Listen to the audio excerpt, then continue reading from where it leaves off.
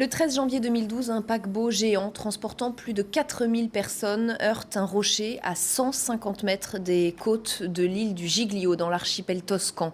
150 mètres seulement. Il est 21h45, c'est le début du naufrage du Costa Concordia. 32 personnes seront tuées. On revient sur cette catastrophe avec maître Bertrand Courtois. Bonjour, vous êtes avocat du collectif des naufragés français. On va d'abord revenir sur ce qui se passe précisément ce soir-là. Les passagers sont en train de dîner et ils vont entendre un gros bruit, les plats, les couverts, tout va tomber. Racontez-nous. Oui, ils entendent un gros bruit, une secousse assez forte, un choc. Ils ne savent pas exactement ce qui se passe. Mais très rapidement, on leur explique qu'il n'y a pas de raison de s'inquiéter, que tout est sous contrôle. Et c'est notamment ce que leur disent les maîtres d'hôtel, les serveurs, les marins qui peuvent croiser ici et là. Ne vous inquiétez pas, tout est sous contrôle alors que rien ne l'est. Mais à ce moment-là, ils sont de bonne foi, cet équipage est de bonne foi ou ils ne sont pas au courant de ce qui s'est vraiment passé ? Il n'y a aucune raison de mettre en cause leur bonne foi puisqu'ils n'ont pas été informés par le commandement du navire de la réalité de la situation. On leur dit simplement, vous inquiétez pas, il y a une secousse, mais tout est sous contrôle. Donc ils répercutent ce message aux passagers du bateau. Et alors les passagers, malgré ces messages rassurants, est-ce qu'ils sont inquiets ? Est-ce qu'ils commencent à paniquer ? Qu'est-ce qui se passe dans leur tête ? Lorsque vous êtes dans une salle de restaurant, dans une salle de spectacle, ou que vous déambulez sur le bateau et que vous subissez, vous entendez un choc important, une secousse assez brutale, puis que vous sentez le navire qui commence à agiter à bâbord, à tribord, à bâbord, à tribord, de plus en plus fort, vous avez toutes les raisons d'être extrêmement inquiet. Mais lorsque vous entendez dans le même temps dans les haut-parleurs qu'il ne faut pas s'inquiéter, que tout est sous contrôle, l'inconscient collectif amène les gens à faire confiance et à penser que finalement il n'y a pas de raison de s'inquiéter plus que de raison. Et alors l'équipage va finir par s'inquiéter lui-même et à donner l'alerte, mais très tardivement, 1 ou 2 heures après le choc. Et seulement à ce moment-là, il sort les chaloupes. Et ça, je pense que dans cette affaire, c'est sans doute ce qu'il y a de plus choquant. De plus choquant et ce qui a été le plus lourd de conséquences, c'est que le blackout total du navire, plus d'électricité, plus de gouvernail, plus de moteur, est intervenu 3 minutes 56 secondes après l'impact. Et on a attendu 1h10 pour évacuer les gens. On a attendu 1h10 pour déclencher les alarmes et ordonner les évacuations. Donc les chaloupes, comme vous le dites, ont été actionnées, enfin certaines d'entre elles, ou celles qui ont pu l'être, l'ont été 1h10 après, alors que l'alerte générale et l'évacuation auraient dû être ordonnées un quart d'heure après. Et c'est là que la panique va commencer parmi les passagers. Certains rescapés évoquent des scènes d'apocalypse avec des bousculades pour monter dans les canots de sauvetage, des gilets volés, des passagers sautant dans le vide. C'est sauf qui peut à ce moment-là. C'est sauf qui peut, c'est chacun pour soi. Chacun pour soi, ce qui est terrible et dramatique et ce qui a ajouté évidemment à la panique. Des personnes lâches se sont mal comportées, prenant des gilets à des personnes plus faibles. Certains se sont comportés aussi en héros, et il y en a qui en sont morts, qui ont laissé délibérément leur gilet de sauvetage à des femmes ou des enfants, et qui, eux, ne s'en sont pas sortis puisqu'ils ont plongé sans. Les chaloupes, certaines ont pu être utilisées, elles se sont remplies de manière assez rapide, certaines se sont renversées à la mer. Des câbles se sont rompus, tout le monde n'avait pas de gilet de sauvetage puisqu'il n'y en avait pas assez sur le pont, etc. etc. Donc vous imaginez, et un événement, un facteur très aggravant est que plus de la moitié du navire n'avait pas conscience que le Costa Concordia était près des côtes. Et le bateau... Beaucoup se croyaient en pleine mer. Le bateau s'incline, l'eau s'est immédiatement engouffrée en fait dans la brèche. Est-ce qu'on sait précisément aujourd'hui ce qui s'est passé dans la salle des commandes, notamment grâce au dialogue entendu grâce aux boîtes noires ? Oui, on le sait.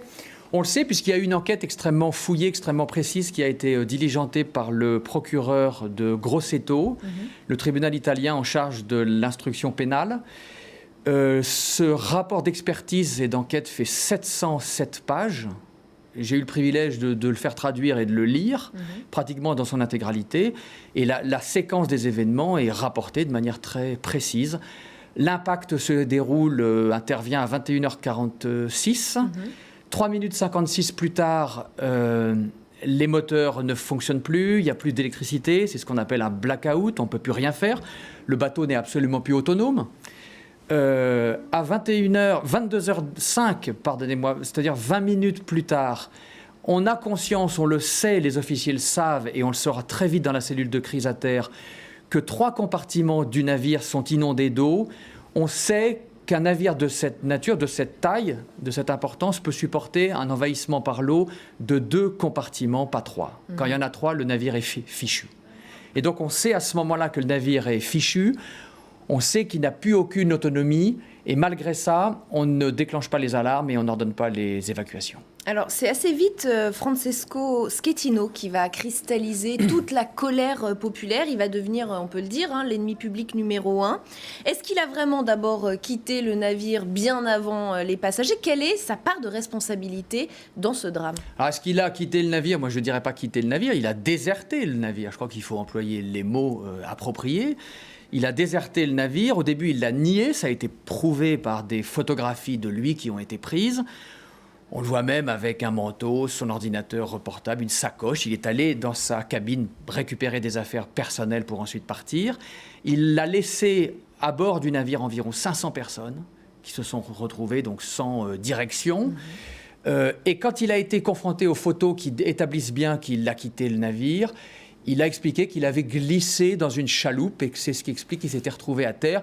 Moi, j'ai tendance à dire, sans faire de l'humour, mais on peut quand même en faire un peu, même dans des dossiers dramatiques, que pour glisser dans une chaloupe, il faut d'abord s'y trouver. Et on en est où dans les procédures judiciaires? Qui est sur le banc des accusés? Les procédures judiciaires, il y en a une procédure pénale en Italie. Au départ, il y avait la société Costa Crociere, personne morale, et un certain nombre de personnes physiques, dont des officiers du navire, et quelques personnes qui étaient dans la cellule de crise à terre. Très vite, la société Costa a négocié ce qu'on appelle un plaidé coupable, et moyennant le versement d'une amende de 1 million d'euros, ce qui est une goutte d'eau pour la société Costa, je rappellerai que le navire avait une valeur d'à peu près 500 millions de dollars. 1 million d'euros d'amende a dispensé la société Costa de s'expliquer et de faire l'objet de poursuites pénales devant la juridiction italienne. La même chose s'est produite pour un certain nombre de personnes, de sorte qu'aujourd'hui, il ne reste plus que le commandant Schettino, Francesco Schettino, dans le box des prévenus, mais même lui échappera vraisemblablement à la justice, puisque s'il est condamné à une peine inférieure à 5 ans de prison, il ne fera pas de prison. En droit pénal italien, il faut être condamné à plus de 5 ans de prison, en tous les cas dans des dossiers de ce type, pour faire de la prison effective. Et l'indemnisation des victimes, on en est où? L'indemnisation, moi je représente environ 250 personnes. Sur les 250 personnes que je représente avec un de mes confrères parisiens, spécialisé en préjudice corporel, pour 200 d'entre elles, on a trouvé une solution négociée. Il reste aujourd'hui une 50aine de cas qui sont les cas les plus sérieux, les plus délicats. Pour eux, nous poursuivons les négociations. Nous ne désespérons pas de trouver un accord, peut-être dans les 2 mois qui viennent. Si nous ne trouvons pas d'accord, nous nous tournerons vers la justice.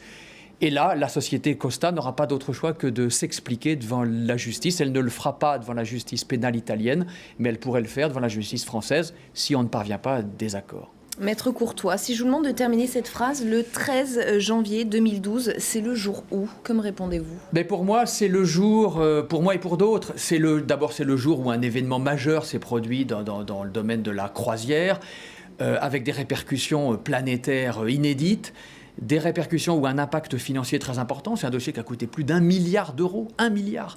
Mais surtout, c'est un dossier dans lequel 32 personnes ont perdu la vie. 32 personnes ont perdu la vie, ont payé le prix cher de la bêtise humaine, de l'inconséquence, de l'incompétence, à la fois au sein même de la société Costa où il y a eu des dysfonctionnements, du capitaine Schettino évidemment et d'autres personnes à bord du Costa Concordia. C'est aussi, et je finirai par là, le jour où 4000 personnes, puisqu'il y avait 4000 personnes sur ce bateau, 4000 personnes en sont sorties blessées, traumatisées, psychologiquement atteintes. Et certaines d'entre elles, je peux vous le dire, ont vu leur vie bouleversée et ont toujours aujourd'hui leur vie bouleversée par ce tragique événement. Merci beaucoup, Monsieur Courtois, d'avoir été mon invité dans Le Jour où. L'information continue sur LCI.